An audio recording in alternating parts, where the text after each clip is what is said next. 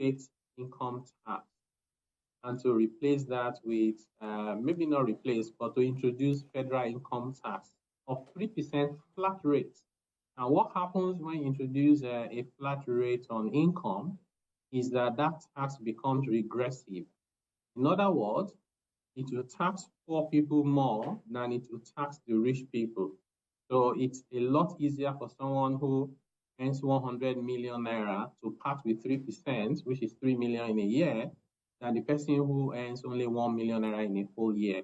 So that is the reason why around the world, personal income tax rates are graduated so that it can be progressive. So I thought it was curious that the governors are recommending the opposite of what the rest of the world is doing. Now, recommending that they should repeal and abolish the state income tax for me also is surprising. Around the world, the number one highest revenue yielding head in many countries is personal income tax. But there are countries where they make close to 30-40% of their income from personal income tax alone. South Africa in the last fiscal year made equivalent of 14 trillion naira from personal income tax alone. For so many years, this personal income tax has been entirely within the purview of states. They have never been able to raise 1 trillion naira combined, all 36 states plus the FCT.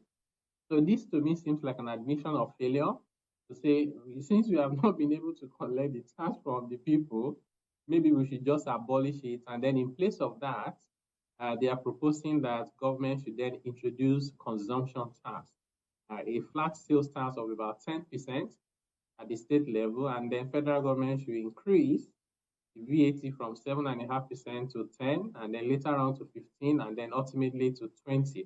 If you add it up, I'm just proposing now that we should be paying consumption tax of about 30% in the very near future.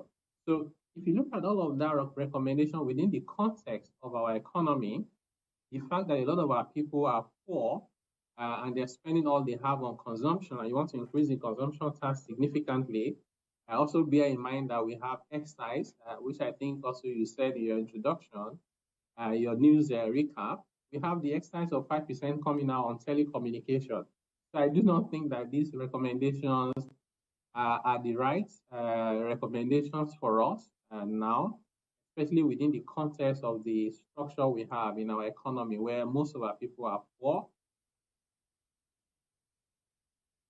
Really very interesting. I will be looking forward to maybe more explanation from the governors as to the reasoning behind some of these recommendations.